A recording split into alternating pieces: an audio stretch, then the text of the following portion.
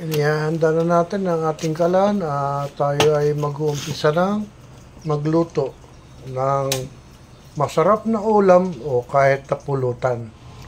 Ito, nilagyan ko ng luya, bawang, asin, tubig, paminta.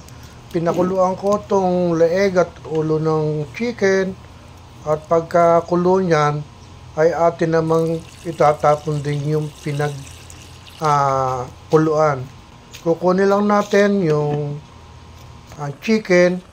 Ayan. Ihiwalay natin yan at pamaya-maya atin namang igigisa. Ayan. Bawang ang inuna natin. Sinunod yung sibuyas.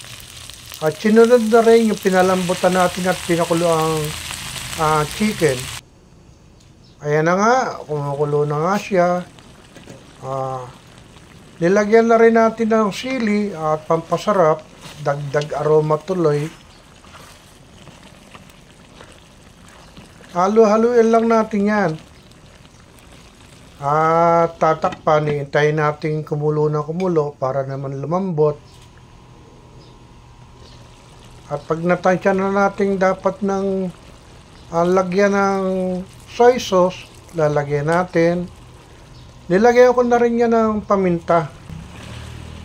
At saka natin nahalo-haluin ngayon dahil natutuyo na yung tubig.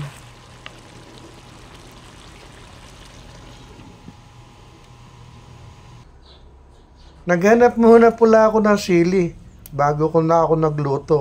Ayan, dahil meron akong maliit na taniman. Ito na nga siya hanggang ngayon, kumukulo. Nilagyan ko na rin ng suka. At hinayaan ko na lang kumulo na kulo bago haluin. Sa parting ito, lalagyan na natin ng oyster sauce para mas lalo pa siyang sumarap. Halo-halo lang din yan. Ayan. At paluto na nga yan. Nilagyan na natin ng soy sauce, pampalasa, panimpla. At dahil kanina ay medyo kulang pa. Ayan na nga. Malapit ng maluto ang ating adobong leeg at ulo ng manok. Napakasarap nito, maging ulam o pulutan man. Ayan na, iniintay na lang natin maluto. Pinatitik-tik natin yung mantika pa para matuyo pa ng konti. Ayan, hinango na natin. At nakahanda na ako para kumain. Thank you for watching.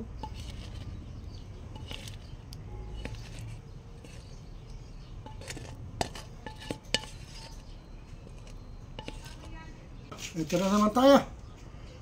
Tara, kain muna tayo. Ooh.